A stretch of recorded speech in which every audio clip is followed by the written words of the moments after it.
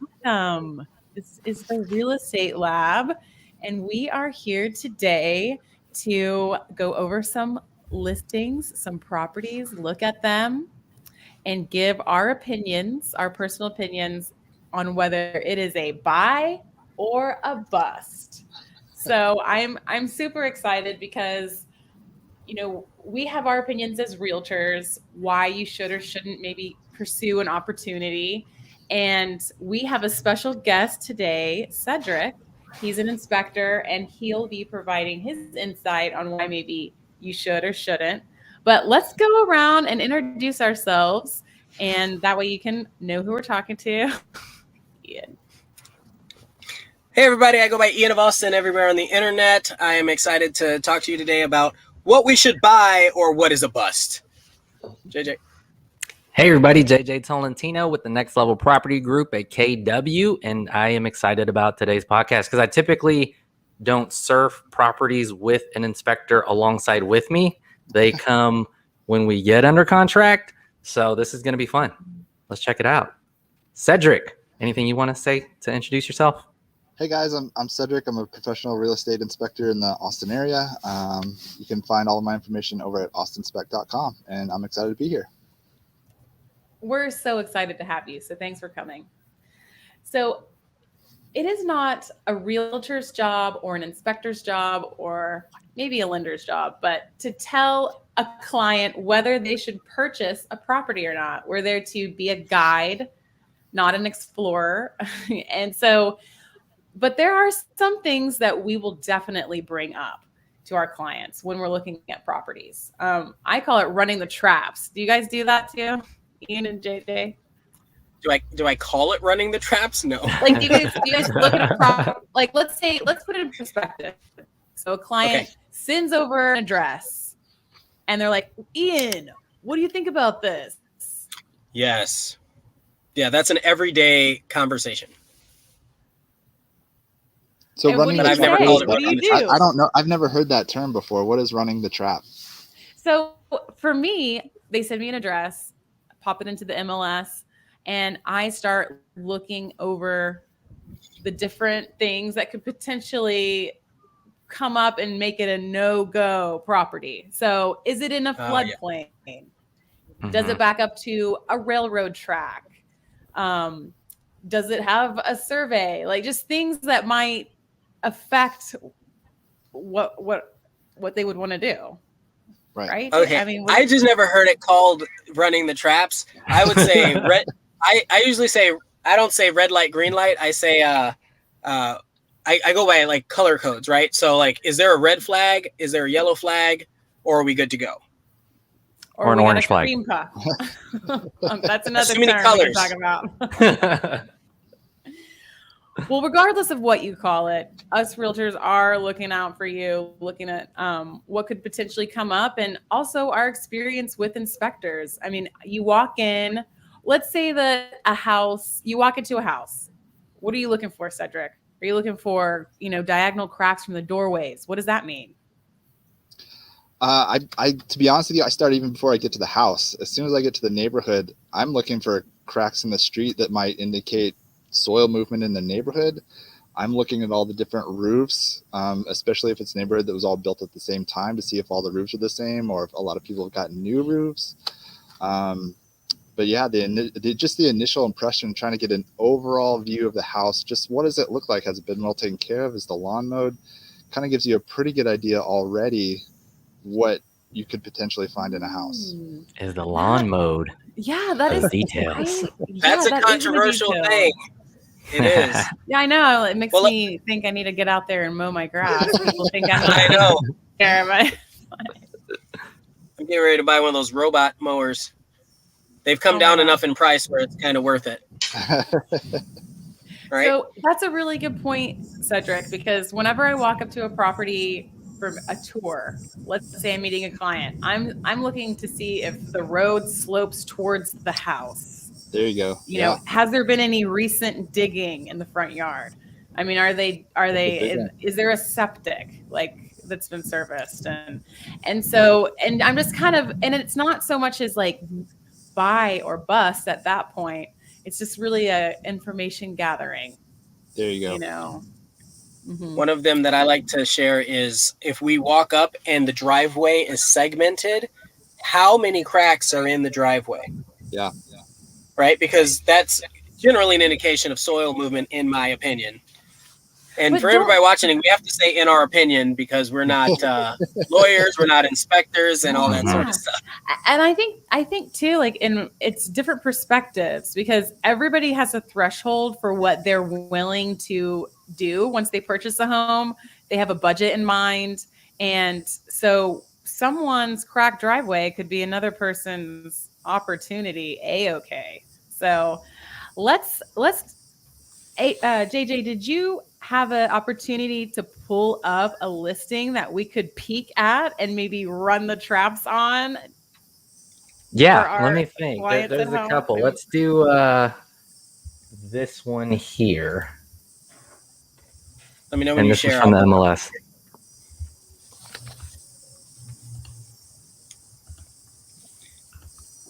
So what we've done is pull up several different listings so we can look at this is straight off the MLS. The reason I brought this up is because it's 83, and even just to add more context, this is North Central Austin. Gracie Woods is like north of Breaker, North Austin.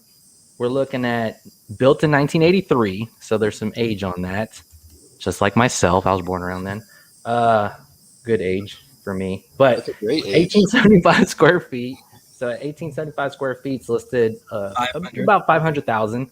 And the reason I brought this to your attention because I wanted to see what you think. You see this slant and how the foundation shows here, but you see when you get pull up towards the photo view because I can't see that really well. There you go. So slanted. I pulled this one up to bring up slanted lot properties, and does that affect your do you stay away from slanted lots, or what do you kind of look at here? So I'm gonna do the slideshow here, and it seems okay, but it's a good conversation piece to hear what y'all think, because sometimes I stay away from slanted lots, but sometimes you have no other options or it kind of works. What do y'all think? Pause right here because my little realtor buzzer is going off. I found one. So Same. This is a trap. Now this kitchen layout is going to be a concern for resale. Look at this, Ian. Go back a little bit. Now it's hard to tell in photos, but look at that fridge oven on one side. And then we have other cabinets in the sink. So let's say you're there needs to be an island or something. Mm-hmm. That's easy to add. Somebody's easy island is another person's. When's the last time you purchased an island? What are those going for? I don't know. I've seen one made out of a piano, which is kind of cool, but. My first thought is, based on the year, my first thought is those windows are looking a little foggy. It could just be the pictures, but windows are quite expensive to replace, right? So we're looking at, I just assuming the size of the windows and as many as are probably in this property, you're looking at least $20,000. That's just a quick thought. So Cedric, let me ask you, what happens when you have a fogged window? Can you just clean that, or if it's a double pane and there's fog inside, what's up with that? No, that's condensation forming on the inside between two panes of glass. When those windows are manufactured, there's an inert gas that's put in there with no moisture. So when that seal is broken, that gas escapes, and then moisture from the outside gets inside and causes condensation when there's a bigger temperature differential between the outside and the inside. This is Texas. Yep. Yeah, so there's almost always a bigger. JJ, go back. Popcorn ceilings, y'all. Love those. But so, okay, here's the thing. When you're talking buy or bust, it depends on who you are, right? Because popcorn ceilings, if you're willing to get up there and scrape it all off, that could be a buy, and you might be able to turn over some equity in it. But sweat equity for scraping the ceiling. Sweat equity. But yeah, if you don't know how to do the work, a lot of this stuff is going to cost you a little bit. and you're already I've paying sprayed seals $500,000. before. Actually, you just spray it and scrape it off. Yeah. Yeah. It's It's not hard labor. yeah, it's definitely Fancy labor though. I mean, I've done it, you guys, and it is not easy. So I noticed this too. Of course, this could be the pictures because of the digital pixels, but you ever see like paint that's like caked on and you're like, is this hiding something? Mm-hmm. yeah, lot of that's times, a really like good a point. blemish. I mean, Cedric, can you tell by looking at a wall if somebody's dug in there and patched it up? I'm sure you can have seen some patch jobs like that. Yeah, a common comment you might see is evidence of previous repair at drywall in certain rooms. Why that was done or what it's covering up or what it's repaired is not always easy to tell. Sometimes you can tell if there's plumbing behind that wall or electrical. I'd have a lot to say about this room right here, I think. Anytime you close in a screen porch, you want to look real close. Look at the AC on the floor. Yeah. This is an add-on, right? This is a. It looks like an add-on or a porch. Yeah. Definitely an add-on enclosed with the low ceilings. Something's going on there, and that would maybe I would spring into action then to see, was that permitted work? Permitted, yes. Permitted is huge for anybody who's doing this. Yeah. Is an appraiser going to count that square footage? It's literally laying on the floor. The AC unit. It's just leaning right there. I'd be looking for moisture issues around that thing with it being so low. And I'd also be concerned about the slope of that roof, depending on the pitch, making sure that's going to shed water. You're talking about the shed or the sunroom roof? Mm-hmm. Exactly, yeah. And Cedric, you might have a caved-in ceiling right there. Potentially. If you're not careful. On one or two inspections that I was with you at, you mentioned that when you see wood to ground contact, that it's just a breeding ground and for termites to go there and be attracted to it. You're exactly right. It's a pathway for insects to enter the house, especially potentially termites. And anytime you add moisture into that equation, it's just bound to happen. Yeah, you're asking for it. And do you see the discoloration in the siding? Oh yeah. Is that from not having gutters, or is that just from the sun? It's hard to tell. So the question is, at this price, sorry, you go ahead. You say it. Oh, I was going to say, well, guys, we're at the end and now it's time to decide. What are you guys thinking in terms of buy or bust? What do you guys think? I say buy. I would say I would throw in an offer just because there's sweat equity potential in it. I don't know about 500, but I would say attempt a buy. So I think I agree with both of you that you've got almost 2,000 square feet and a lot of potential on the property. It's almost a quarter acre, and the price per square foot is reasonable for Austin proper, especially that area. I don't know that I'd pay exactly that. I would probably put in a slightly lower offer, but it's still a buy. Yeah, so it's just north of Breaker, east of Metric here, south of Gracie Farms. Mm-hmm. I mean, hot area. Walnut Creek. Hot area. I'm at Walnut Creek all the time. I love that place. Look at this. The mountain bike trail. That's Ian's. I love it. And what do you think, Cedric? Buy or bust? It seems like a good starting point. Yeah. You guys are so much more on the side of seeing it just from an MLS listing, and I'm more. I know, but for fun, Cedric, what are you gonna do? Yeah. Let's get under contract and check it out, and then let's go in and then start checking age of mechanicals. We're at 83, right? So you definitely could have single pane windows. So you could have aged mechanicals. Let's get our heads up in the attic and see what's going up in there.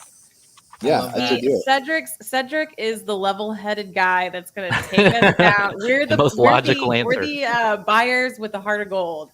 So thanks, Cedric. He wants to schedule an in-person tour. All right. So next up, we have another property that I've pulled up. Tell me when. I'm ready. You got to share it. Oh, sorry. Whoa, it was like sunny and now it's like raining in your. Oh, I know. Tesla. Well, I told you I'm at this place getting ready to pick up a motorcycle. Didn't look like that's happening right now. At least I'm not riding away. Please don't. All right, go. Garrison. So I have Brushy a Creek. 375. But Austin address. Austin Austin address. 375,000. And Lower price per square foot. let's look at the photos first, and then we'll look at the area a little bit more. But walking up, You mean 735? Right. yeah, 375. 735. 735. What? Yeah, that price is like way out of our comfort zone. We gotta skip this one. 735. Sorry. We It said looks around good, though. 500. I think for It 3,000. does. Oh my gosh! does look- This is sorry. This is the wrong page. This is the wrong. Oh, page. okay. You pulled up somebody I else's. was like Okay. quarter lots. Okay. No, I'm like, wait a minute, you guys. That's okay. No. I've got one if you need.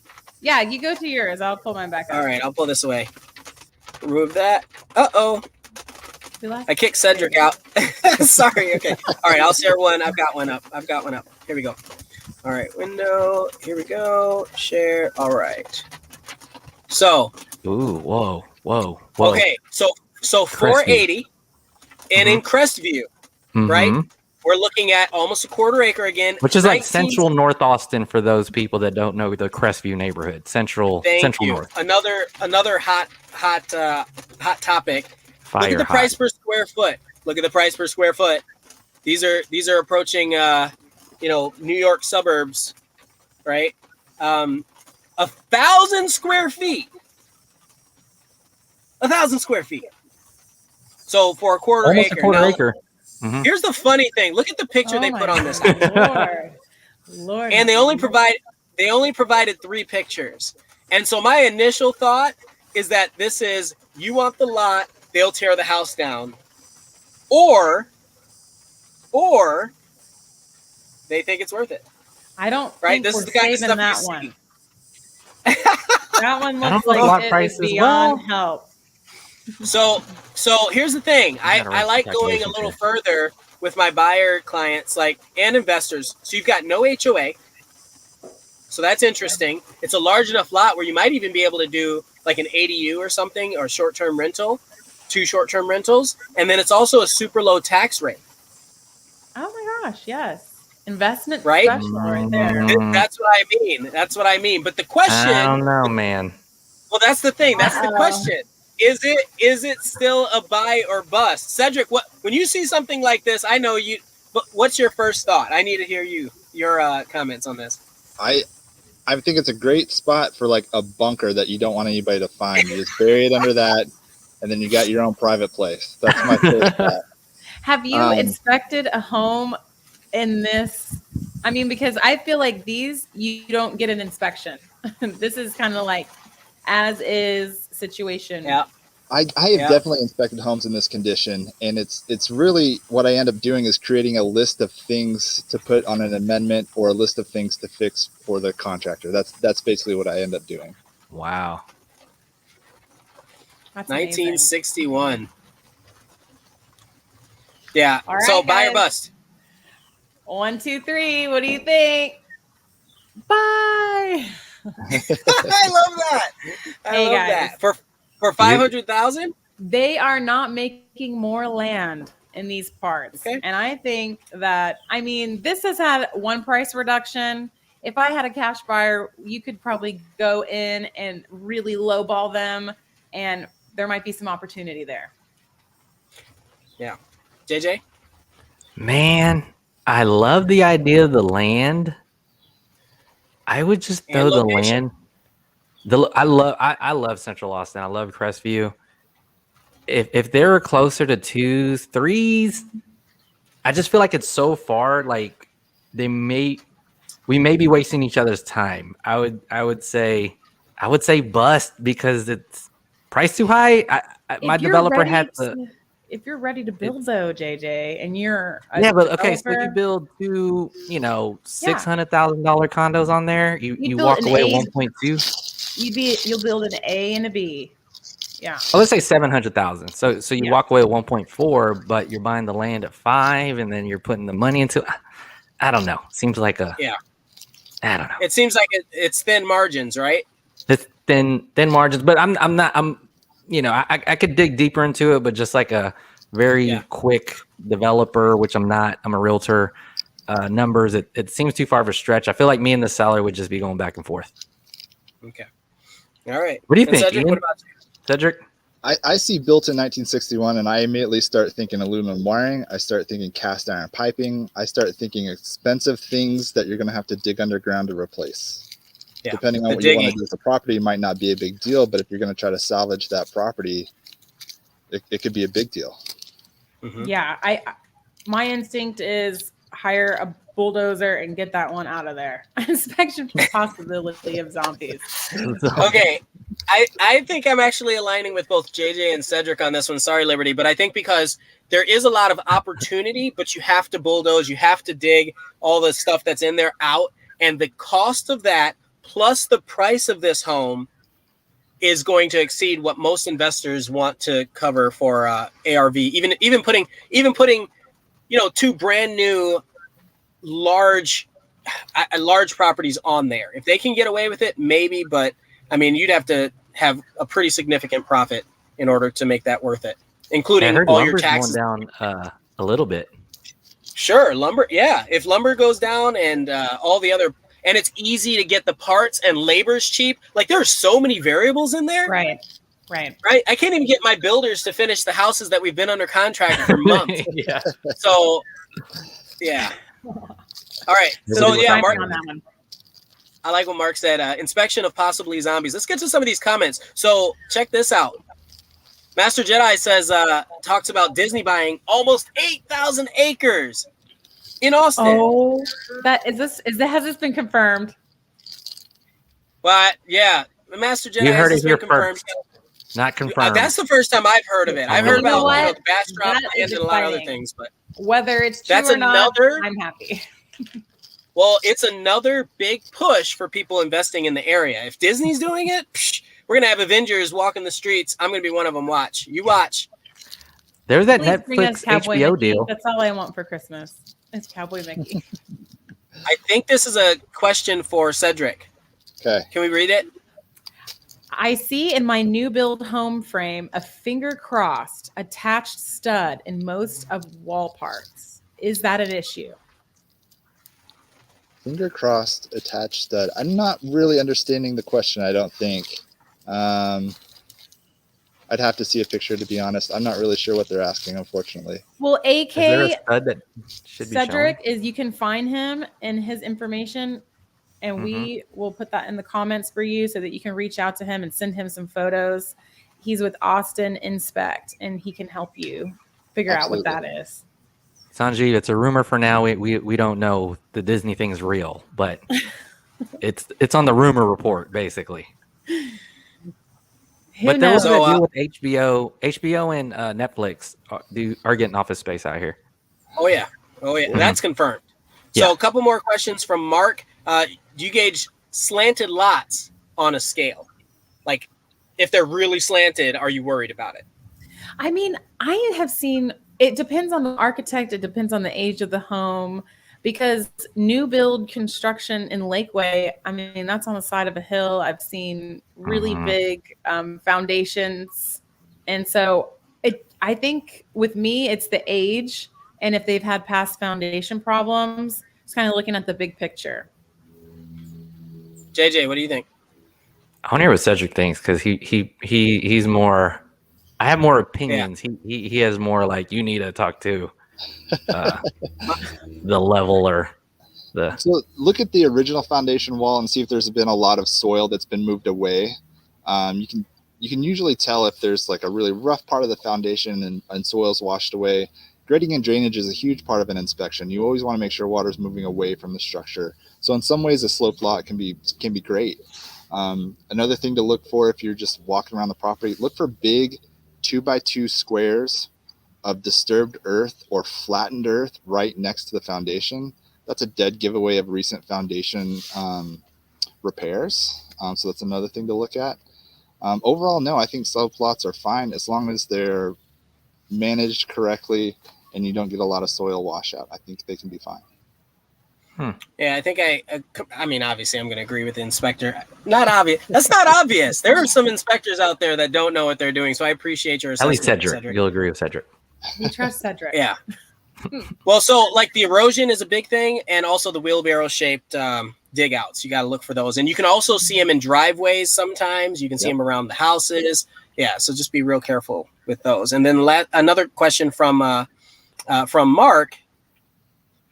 You want to read this, JJ? Yeah, Mark says, are insect critter nests a problem to look for in Texas, like giant beehives in the walls or crawl spaces? Oh my Yeah, gosh. we've got I just beehives found in the places. Yeah, go ahead, Liberty. I was just going to say yesterday, I found the biggest beehive in an attic.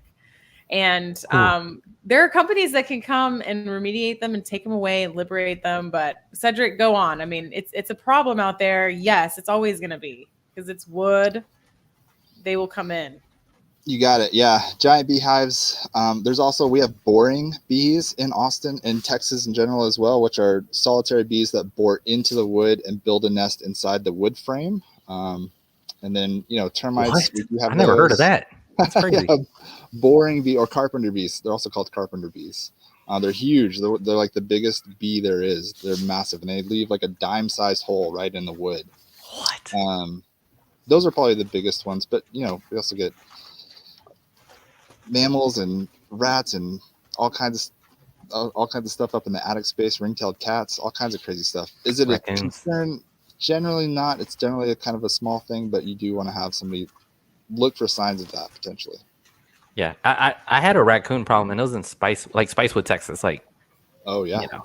More rural area, but they got in there. AK, a wood stud made of multiple parts, not from a single wood. I see the comment. Okay, so I think a finger jointed stud would mean where the wood particles come together like this and they're interlocked. So finger jointed studs, I wouldn't be worried about finger jointed studs. And those are generally pretty rigid. It's a manufactured process. They have to meet a certain standard. You see that quite a bit now in new builds. No, I wouldn't worry about finger jointed studs. I was gonna say, I see those. I built a home. So what I've seen is it started with, there were luxury builders, and then there were like luxury builders had like these lower cost builds, and that's where they started building. That's where I had seen them in my experience, right? And I remember asking that same question and thinking, that doesn't seem right. But then, it's kind of the way they reinforce it, and all there's so much more to it. So I agree. I love that. I love that question. Awesome. Who do we have Always next? One more. Yeah. Well, guys, it looks like our time is about up. And so we are going to be wrapping up and having our last moments of thought. But, as you're out there in the marketplace, looking at homes and thinking about what's a make or break for you, it's really a case by case. Everybody has different comfort levels. Everybody wants to do different things with their home. And so call us and we will be able to guide you and advise you on what a particular home you're interested in. But does anyone else have last thoughts they'd like to give on buy or bust? Yeah, I would like to piggyback. piggyback. Time and money. That's what I tell everybody if they ask me if they should buy the house or not. It's totally dependent on your budget and what you want to accomplish. I like that. I agree with that. Yeah, it's really good. Really solid guys. advice. Well, thank you so Time much and for money. joining us. We are the Real Estate Lab, and you're good. bye-bye. Thank you, guys. Later, y'all.